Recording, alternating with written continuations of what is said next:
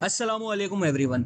आज की वीडियो में मैं आप लोगों के लिए फिर से D5 रेंडर का ट्यूटोरियल लेकर आ गया हूं, जिसके अंदर हमने कुछ इस तरीके के रेंडर अचीव करे हैं। सबसे पहले तो आप इन रेंडर्स को एंजॉय करिए, फिर उसके बाद मैं आप लोगों को इस तरीके के हाई क्वालिटी रेंडर क्रिएट करना सिखाता हूं।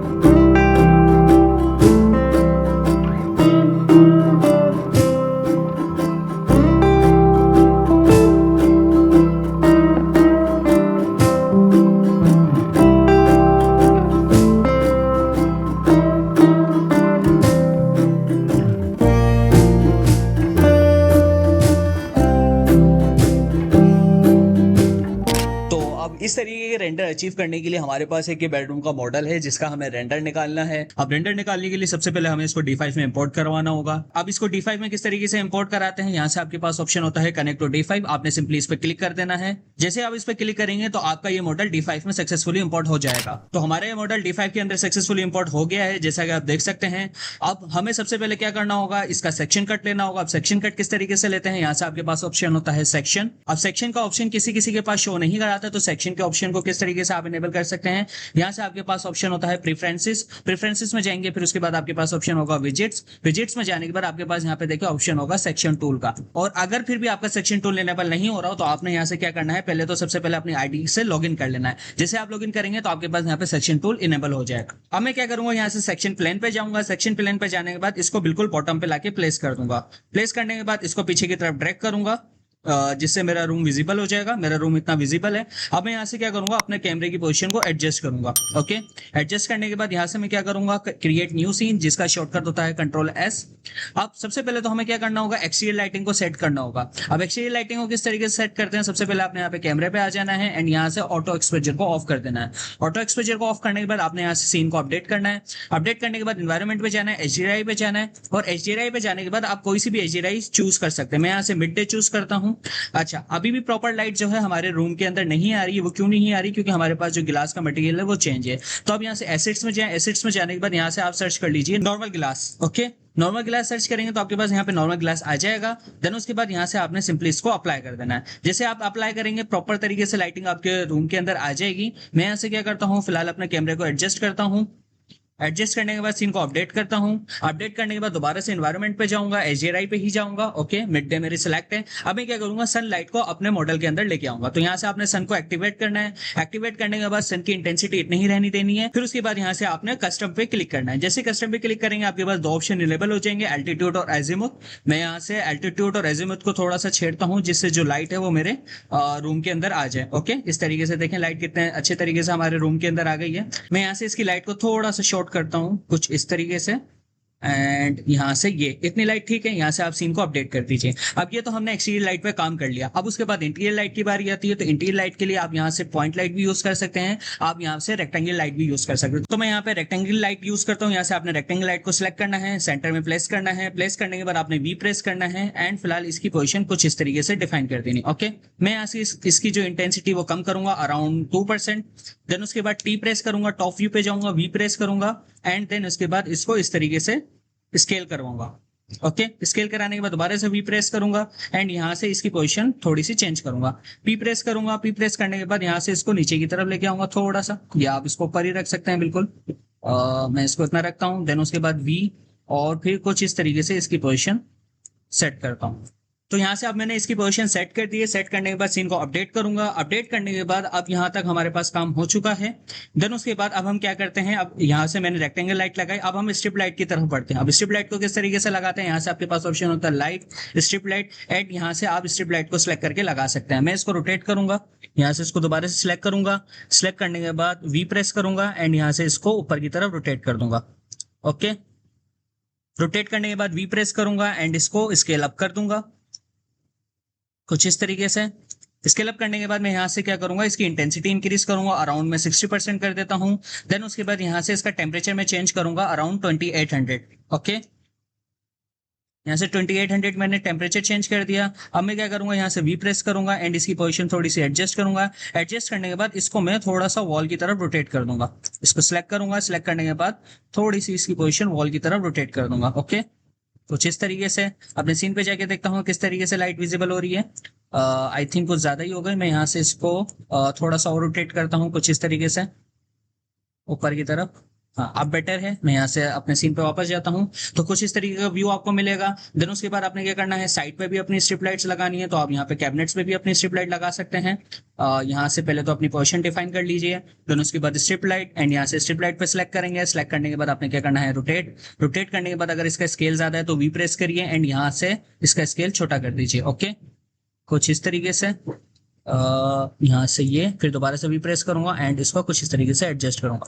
एडजस्ट करने के बाद आप क्या कर सकते हैं, यहाँ से शो लाइट शेप को इनेबल कर सकते हैं, जिससे क्या होगा कि आपकी लाइट यहाँ पे फिल हो जाएगी। एंड अब यहाँ से आप इसकी प्रॉपर तरीके से पोजीशन एडजस्ट कर सकते हैं।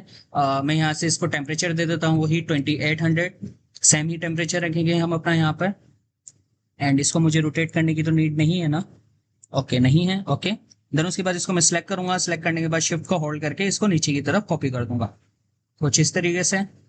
देन उसके बाद दोबारा से शिफ्ट होल्ड करूंगा एंड यहाँ से इसको नीचे की तरफ ले आऊंगा। देन ई प्रेस करके नीचे की तरफ जाऊंगा एंड शिफ्ट होल्ड करके इसको भी नीचे की तरफ ले आऊंगा। ओके, पोजीशन का ध्यान रखना होता है, बिल्कुल इससे अटैच होनी चाहिए।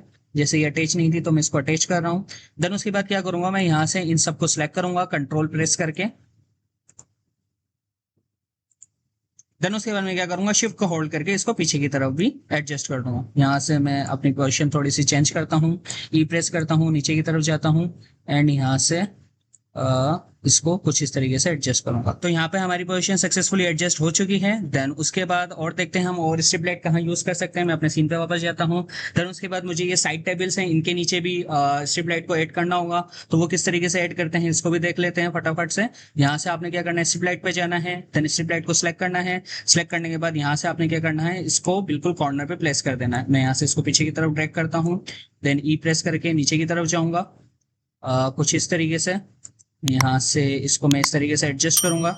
एडजस्ट करने के बाद इसको थोड़ा सा ऊपर की तरफ करते हैं। देन इसको कॉर्नर पे प्लेस करेंगे एंड इसकी पोजीशन मुझे एडजस्ट करनी होगी तो यहाँ से मैं इसको वॉल की तरफ कर देता हूँ। ओके, और अगर इसको स्केल अप करना चाह रहे हैं तो वो भी आप कर सकते हैं कुछ इस तरीके से। यहाँ से मैं इसकी पोजीशन एडजस्ट करूंगा दोबारा से। देन उसके बाद यहाँ से आप इसको टेम्परेचर दे दीजिए 2800। ओके, टेम्परेचर देने के बाद आप क्या कर सकते हैं, इसको उस तरफ भी कॉपी करवा सकते हैं। मैं यहाँ से फिलहाल इसकी पोजीशन थोड़ी सी और एडजस्ट करता हूँ, शिफ्ट को होल्ड करता हूँ। देन उसके बाद इसकी कॉपी क्रिएट करके इसको इस तरफ प्लेस कर देता हूँ। ओके, प्लेस करने के बाद अपने सीन पे वापस जाऊंगा। किस तरीके का व्यू मुझे मिल रहा है, काफी अच्छा व्यू मिल रहा है। अगर यहाँ से आप इसकी इंटेंसिटी इंक्रीज करना चाह रहे हैं तो वो भी आप कर सकते हैं। मैं यहाँ से अराउंड इसको 40% कर देता हूँ। देन अब देखें ये वाली जो वॉल है मुझे काफी खाली खाली नजर आ रही है। मैं यहाँ पर भी एक स्ट्रिप लाइट ऐड करूंगा। यहाँ से स्ट्रिप लाइट पे जाएंगे, स्ट्रिप लाइट को सिलेक्ट करेंगे। सिलेक्ट करने के बाद यहाँ से मैं क्या करूंगा, इसको रोटेट करवाऊंगा कुछ इस तरीके से। इसकी पोजिशन एडजस्ट करनी होगी। यहाँ से मैं इसको 90 डिग्री, देन उसके बाद इसको फ्रंट की तरफ करूंगा 90 डिग्री। ओके, देन उसके बाद शो लाइट शेप को इनेबल करूंगा। इनेबल करने के बाद इसको नीचे की तरफ लेके आऊंगा। देन उसके बाद वी प्रेस करूंगा। वी प्रेस करने के बाद इसको स्केल अप करूंगा। ओके, कुछ इस तरीके से। देन इसको मैं बिल्कुल वॉल से अटैच करवाऊंगा यहाँ से वी प्रेस करके। बिल्कुल वॉल से अटैच है। ओके, यहाँ से आप टेम्परेचर इसका चेंज कर सकते हैं। अब मैं यहाँ से इसको 3400 टेम्परेचर दे देता हूँ। ओके, टेम्परेचर देने के बाद अब मैं क्या करूंगा, यहाँ से हमारे पास स्ट्रिप लाइट का काम हो गया है। अब हम यहाँ से मटेरियल की तरफ आते हैं। अब मटेरियल पे किस तरीके से काम करेंगे इसको देख लेते हैं। सबसे पहले तो देखें आपके पास ये बेडशीट्स वगैरह हैं, इस पे आपको क्लॉथ का मटेरियल अप्लाई करना होगा। तो आप यहाँ से आई प्रेस करिए, इस मटेरियल को सिलेक्ट करिए और सिंपली कुछ नहीं करना, कस्टम पे जाके आपने यहाँ पे क्लॉथ पे क्लिक कर लेना है। यहाँ से भी आपने क्या करना है, क्लॉथ पे क्लिक करना है। इससे क्या होगा कि आपके जो मटेरियल पे शाइन वगैरह आ रही होगी, क्योंकि क्लॉथ पे सच कोई ऐसी शाइन नहीं होती है। तो इसलिए हम क्या करते हैं, इन मटेरियल्स को कस्टम से क्लॉथ पर शिफ्ट करते हैं। ओके, तो ये देखिए मेरे पास क्लॉथ हो गया। अब इन पे जो भी शाइन आ रही होगी वो यहाँ से हट जाएगी। देन उसके बाद क्या है, आपके पास ये वार्डरोब है। तो अब इस वार्डरोब पे मैं क्या करूंगा, यहाँ से शाइन ऐड करूंगा थोड़ी सी। यहाँ से रफनेस को आप कम करेंगे तो इस पे शाइन ऐड हो जाएगी। देखिए आपको यहाँ पे नजर भी आ रही होगी। देन उसके बाद आपके पास फ्लोर है। फ्लोर वुडन का है बट इस पे भी थोड़ी बहुत शाइन ऐड होती है। तो मैं यहाँ से इसकी रफनेस कम कर देता हूँ। आई थिंक ज्यादा कम हो गई कुछ इस तरीके से। देन उसके बाद ये सीलिंग है, तो इस सीलिंग को मैं यहाँ से ग्रेज से थोड़ा सा व्हाइट की तरफ लेके जाऊंगा कुछ इस तरीके से। देन उसके बाद अपने सीन पे वापस आऊंगा। सीन पे वापस आने के बाद इसको अपडेट करूंगा। ओके, देन उसके बाद आपके पास ये कर्टेन्स है, तो आप कर्टेन्स का भी मटेरियल चेंज कर सकते हैं। यहाँ से इसको क्लॉथ में कन्वर्ट करके मैं इसको क्लॉथ कर देता हूँ। देन उसके बाद आपके पास ये वाला मटेरियल होगा, इसको भी हम क्लॉथ कर देते हैं। और क्या रहता है, अच्छा हमने यहाँ पे लाइट नहीं लगाई है तो यहाँ पे भी एक लाइट का सोर्स दे देते हैं। मैं यहाँ से पॉइंट लाइट यूज करूंगा एंड यहाँ से इसको कुछ इस तरीके से एडजस्ट करूंगा एंड इसका जो सोर्स है वो मैं 2 कर दूंगा। 2 करने के बाद इसको बिल्कुल इसके सेंटर में प्लेस करूंगा कुछ इस तरीके से। यहाँ से मैं इसको इस तरीके से एडजस्ट करूंगा। ओके,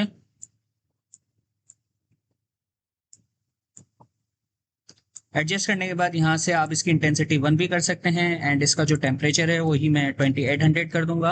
एंड ये तो हमने जस्ट सोर्स दिया, बट जो यहाँ से लाइट आ रही है वो भी ग्लो होना चाहिए। तो आप क्या करिए, इस मटेरियल को सिलेक्ट करिए, मैसिव पे जाइए, मैसिव पे जाने के बाद आप इसकी इंटेंसिटी इंक्रीज कर सकते हैं और इसका टेम्परेचर वही कर सकते हैं जो हमने लाइट सोर्स को दिया है 2800। ओके, एंड उसके बाद आपके पास क्या रहता है, आपके पास ये स्विचेस रहते हैं। स्विचेस का भी मटेरियल आप चेंज करना चाह रहे हैं तो वो भी आप कर सकते हैं। मैं यहाँ से इन मटेरियल्स को सिलेक्ट करूंगा। सिलेक्ट करने के बाद अब मैं अगर इनको ब्लैक बना दूं तो कैसा रहेगा, हाँ ब्लैक सही लग रहे हैं। मैंने यहाँ से इनको ब्लैक बना दिया। देन उसके बाद इस पर मैं रफनेस थोड़ी सी कम कर दूंगा ताकि इस पर शाइन ऐड हो जाए कुछ इस तरीके से। ओके, अब उसके बाद देखते हैं हमारे पास किस तरीके का सीन निकल के आया है। तो सीन हमारे पास काफी अच्छा निकल के आया है। मैं यहाँ से जो वार्डरोब है इस पे शाइन ज्यादा ही हो रही है, मैं यहाँ से इसकी जो रफनेस है वो इंक्रीज कर दूंगा और मेटेलिक यहाँ से ज्यादा हो रहा है तो मेटेलिक को कम कर दूंगा। रफनेस थोड़ी सी कम करके देखते हैं, मेटेलिक को फुल कम करते हैं कुछ इस तरीके से। ओके, तो वार्डरोब हमारे पास काफी अच्छे तरीके से सेट हो गई है। देन हमारे पास और क्या रहता है, यहाँ से मैं सीलिंग पे भी जाता हूँ एंड इसकी जो रफनेस है वो फुल इंक्रीज कर देता हूँ। तो यहाँ तक तो रूम को हमने काफी अच्छे तरीके से क्रिएट कर लिया है। अब मैं यहाँ पे क्या करूंगा कि यहाँ पे कुछ एसेट्स ऐड करूंगा जिससे हमारा जो रेंडर है वो काफी ज्यादा अच्छा निकल के आएगा। आपने सिंपली क्या करना है, यहाँ से एसेट्स में जाना है। एसेट्स में जाने के बाद आपने क्या करना है, यहाँ से मॉडल में जाना है। मॉडल में जाने के बाद आपने सर्च बार में जाके चेयर सर्च कर लेना है। ओके, अब चेयर में कोई ऐसे सर्च करूंगा जो हमारी थीम के साथ मैच करे। मेरे पास ये वाली एक चेयर है, मैं यहाँ से इसको सिलेक्ट करूंगा। सिलेक्ट करने के बाद सिंपली यहाँ से अपने मॉडल में लोड करवा लूंगा। ओके, थोड़ा सा वेट करेंगे यहाँ पे। तो चेयर हमारे पास यहाँ पे सक्सेसफुली लोड हो चुकी है। मैं यहाँ पे क्या करता हूँ, इसकी पोजीशन थोड़ी सी रोटेट करूंगा कुछ इस तरीके से। यहाँ से मैं इसको बिल्कुल कॉर्नर पे प्लेस करूंगा यहाँ तक एंड इसको कुछ इस तरीके से। ओके, अब मैं यहाँ से अपने सीन पे आता हूँ। सीन पे आने के बाद देखता हूँ किस तरीके की लग रही है चेयर। यहाँ से आप सीन पे जाइए, सीन पे जाने के बाद F8 प्रेस कर लीजिए। ओके, अच्छा एक और चीज कर सकते हैं, यहाँ से आप कैमरे पे जाइए, एडिट कैमरे पे, पर्सपेक्टिव पे जाइए, पर्सपेक्टिव को ऐसे रहने दीजिए, कस्टम रेशियो पे जाइए और 16:9 सेलेक्ट कर लीजिए। ओके, अब आप यहाँ से जो भी सेट करेंगे वो बिल्कुल आपके रेंडर में एज इट इज आएगा। यहाँ से मैं इसको पीछे की तरफ कर लेता हूँ। अब जाके देखता हूँ किस तरीके का व्यू निकल के आ रहा है। थोड़ा सा सर्कुलेशन के लिए भी आप जगह छोड़ दीजिए कुछ इस तरीके से। यहाँ से मैं इसको अपडेट करता हूँ। अपडेट करने के बाद अच्छा ये काफी ज्यादा स्ट्रेच लग रहा है तो आप यहाँ से क्या कर सकते हैं, इसको कुछ इस तरीके से इसका फील्ड ऑफ व्यू कम कर सकते हैं। ओके, मैं अराउंड कर देता हूँ यहाँ से इसको 70%। 70% करने के बाद अब देखते हैं, अब हाँ अब ये सही लग रहा है। इसको मैं थोड़ा सा इधर करता हूँ। अच्छा फिर उसके बाद मैं क्या करता हूँ, देखें यहाँ पे ना यहाँ तो कोई लैंप है, ना कोई पॉट है, ना कोई बुक्स वगैरह रखी हुई है, जिससे हमारा जो मॉडल है वो काफी ज्यादा खाली खाली लग रहा है। तो यहाँ से आप एसेट्स पे आइए एंड यहाँ से आप क्या सर्च कर लीजिए, बुक्स। ओके, बुक सर्च कर लीजिए। बुक सर्च करने के बाद आपके पास यहाँ पे काफी सारे मॉडल आ जाएंगे। मैं फिलहाल इनको सिलेक्ट करता हूँ। सिलेक्ट करने के बाद इनको यहाँ कहीं प्लेस करूंगा। ओके, प्लेस करने के बाद मुझे इनकी पोजीशन थोड़ी सी चेंज करनी होगी। मैं यहाँ से इसको थोड़ा सा इधर लेके आता हूँ। देन यहाँ से मुझे इसको रोटेट कराने की नीड है कुछ इस तरीके से। ओके, रोटेट कराने के बाद मैं क्या करूंगा, बिल्कुल इससे वॉल से अटैच करा दूंगा। छोटी छोटी डिटेल होती हैं जिन पे आप काम करके अपने रेंडर को काफी अच्छा बना सकते हैं। मैं यहाँ से इसकी जो इंटेंसिटी वो बढ़ाऊंगा। मैं यहाँ से इसको कर देता हूँ 2%। ओके, अपने सीन पे वापस जाता हूँ और मैं यहाँ से एसेट्स पे जाता हूँ एंड यहाँ से मैं सर्च करता हूँ एक मिनट, ग्लास पोर्ट्स आपके पास होते हैं वो भी आप यहाँ पे प्लेस कर सकते हैं। एक था मेरे पास, वेट अ सेकेंड। तो मैं इसको क्या करूंगा, अपने मॉडल पे प्लेस करूंगा। यहाँ से मैंने इसको सिलेक्ट करा। सिलेक्ट करने के बाद इसको यहाँ कहीं प्लेस कर दूंगा। ओके, अब ये काफी ज्यादा बड़ा है तो कोई प्रॉब्लम नहीं, हम इसकी पोजीशन एडजस्ट कर सकते हैं। Ctrl+Z। मैं यहाँ से W प्रेस करूंगा एंड यहाँ से मैं यहाँ से क्या करूंगा, इसकी पोजीशन थोड़ी सी एडजस्ट करूंगा। V प्रेस करूंगा और कुछ इस तरीके से इसको स्केल डाउन कर लूंगा। स्केल डाउन करने के बाद आप यहाँ से दोबारा से V प्रेस करिए एंड कुछ इस तरीके से इसकी पोजीशन एडजस्ट कर लीजिए। ओके, एडजस्ट करने के बाद आप अपने सीन पे वापस जाइए। देखिए काफी सही लग रहा है। अगर ये अभी भी बड़ा लग रहा है तो आप यहाँ से इसको स्केल डाउन कर सकते हैं। मैं इसको सिलेक्ट करूंगा, V प्रेस करूंगा एंड यहाँ से इसको थोड़ा सा स्केल डाउन कर लूंगा। ओके, देन उसके बाद यहाँ से आप एक पॉट भी लगा सकते हैं। यहाँ पे आप सर्च कर लीजिए पॉट। अब ये यहाँ से आपके पास काफी सारे पॉट्स आ जाएंगे। आप यहाँ से इनमें से कोई सा भी सिलेक्ट करके लगा सकते हैं। ये वाला मुझे सही लग रहा है तो मैं इसको सिलेक्ट करूंगा। सिलेक्ट करने के बाद अपने मॉडल में इंपोर्ट कराऊंगा। इंपोर्ट कराने के बाद इसको कुछ इस तरीके से पोजीशन दे दूंगा। अच्छा, कभी कभी ऐसा प्रॉब्लम होता है कि हवा में ही रहने लग जाता है, तो आप क्या करिए, यहाँ से इधर आइए, लेयर्स में आइए, लेयर्स में आने के बाद आप क्या कर सकते हैं, यहाँ से ड्रॉप वर्टिकली कर सकते हैं, जिसका शॉर्टकट होता है शिफ्ट एफ। ओके, जैसे आप ड्रॉप वर्टिकली करेंगे तो आपका ये फ्लोर से अटैच हो जाएगा। देन उसके बाद आप यहाँ पे क्या कर लीजिए, कॉर्नर पे प्लेस कर दीजिए, ताकि ये जो खाली खाली सा स्पेस लग रहा था ये क्रिएट ना हो। तो देखिए काफी ज्यादा अच्छा लग रहा है। अच्छा, एक और चीज कि आपके पास यहाँ पे चेयर है, अब चेयर पे कोई लाइट नहीं आ रही, तो आप क्या करिए, यहाँ से लाइट पे आइए एंड स्पॉटलाइट सेलेक्ट करने के बाद इसको कुछ इस तरीके से पोजीशन दे दीजिए। यहाँ से मैं बिल्कुल इस चेयर के ऊपर दूंगा, फिलहाल इसको मैं यहाँ पे प्लेस कर देता हूँ पीछे की तरफ कुछ इस तरीके से। यहाँ से इसको नीचे की तरफ करूंगा ताकि अच्छे से मेरी चेयर हाईलाइट हो, थोड़ा सा ऊपर की तरफ। तो इस तरीके से आप स्पॉटलाइट को प्लेस करके अपने ऑब्जेक्ट्स को हाईलाइट करवा सकते हैं। अब मैं यहाँ से सीन पे वापस जाता हूँ। अब मुझे यहाँ पे जो है लाइट, इंटीरियर लाइट काफी ज्यादा कम लग रही है, तो मैं क्या करता हूँ, यहाँ से जो हमने रेक्टेंगुलर लाइट क्रिएट की थी उसको मैं सिलेक्ट करूंगा एंड इसकी इंटेंसिटी अराउंड 3% कर दूंगा। ओके, 3% करने के बाद अब यहाँ से आप फैन वगैरह भी प्लेस करना चाह रहे हैं तो वो भी आप कर सकते हैं। यहाँ से अगर मेरे पास फैन है, एक D5 में एक फैन होता है, मैं यहाँ से इसको सर्च करूंगा। सर्च करने के बाद देखें आपके पास एक ये सीलिंग फैन है, इसको आप प्लेस कर सकते हैं यहाँ तक। एंड यहाँ से मैं इसको नीचे की तरफ करूंगा, यहाँ से इसकी जो एनिमेशन है वो ऑफ कर दूंगा, टी प्रेस करूंगा और बिल्कुल इसको सेंटर में प्लेस करने की करूंगा कुछ इस तरीके से।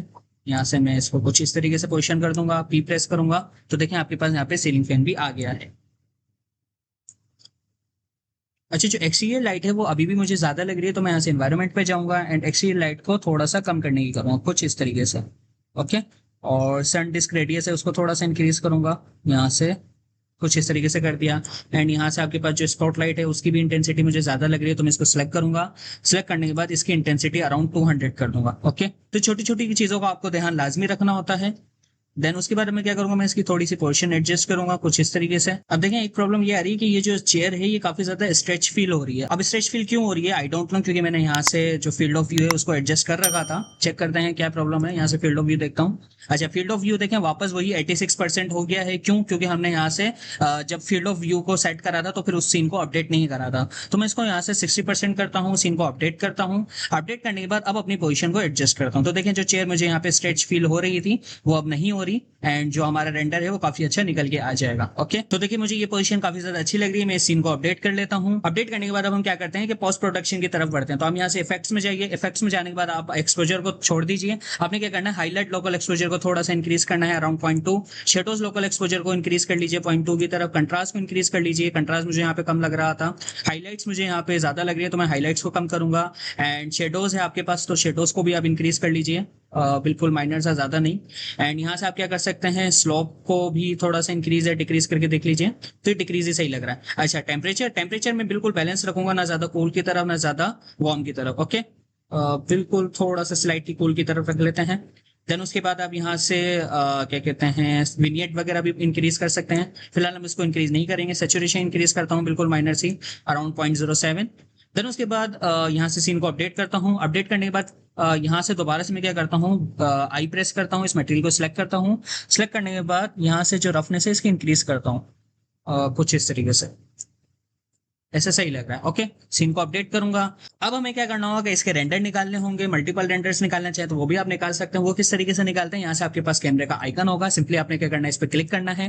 क्लिक करने के बाद आपने क्या करना होगा, 16:9 रेशियो अपना डिफाइन करना है, क्वालिटी अपना डिफाइन करनी है, कौन सा प्रीसेट साइज रखना चाह रहे हैं आप, 2K रखना चाह रहे हैं, 6K रखना चाह रहे हैं, मैं यहाँ पे 4K रखता हूँ। ओके, 4K रखने के बाद यहाँ से आप क्या कर सकते हैं, इसको एड टू रेंडर इन क्यों कर सकते हैं। ओके, अच्छा, अब ये आपसे पूछेगा कि पहले प्रोजेक्ट को सेव कर लीजिए, तो मैं यहाँ से सेव पे जाता हूँ एंड जहां पे मुझे सुटेबल लगेगा मैं इसको वहां पर सेव कर लूंगा।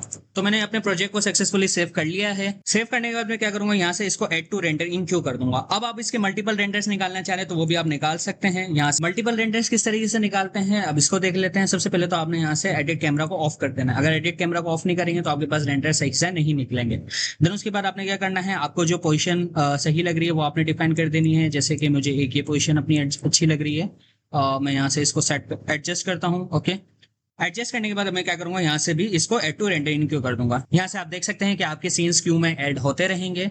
देन उसके बाद आप और कोई मल्टीपल रेंडर्स निकालना चाह रहे हैं तो वो भी आप निकाल सकते हैं यहाँ से।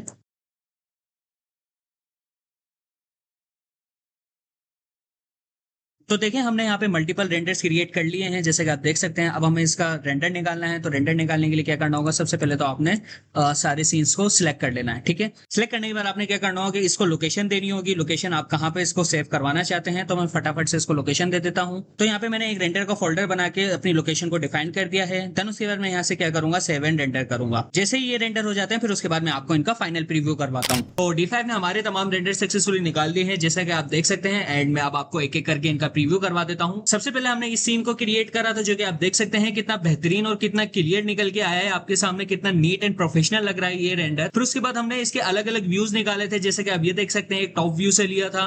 देन उसके बाद इसका अनदर व्यू लिया था अच्छे तरीके से विजुअलाइज करने के लिए, और फिर हमने कुछ क्लोजअप शॉट्स लिए थे, जो कि आप देख सकते हैं कि कितने बेहतरीन निकल के आए हैं। देन उसके बाद हमने एक ये व्यू लिया था, जो कि काफी अच्छा लग रहा है। तो ओवरऑल तमाम रेंडर्स हमारे पास काफी अच्छे निकल के आए हैं, जैसे कि आप खुद देख सकते हैं। एंड आप भी खुद इन्हीं प्रैक्टिसेस को करके इस तरीके के रेंडर अचीव कर सकते हैं। तो चलिए अपनी वीडियो को यहीं पर ही एंड करते हैं। उम्मीद करते हैं आज की वीडियो आपको काफी पसंद आई होगी। एंड वीडियो अगर आपको इन्फॉर्मेटिव लगी हो, आपने कुछ इस वीडियो से सीखा हो, तो चैनल को सब्सक्राइब कर लीजिए, लाइक कर लीजिए एंड कमेंट जरूर करिएगा। मैं आपके हर कमेंट को रीड करके रिप्लाई जरूर करूंगा। आज की वीडियो के लिए इतना ही, मिलते हैं अपनी अगली वीडियो में, तब तक के लिए अल्लाह हाफिज।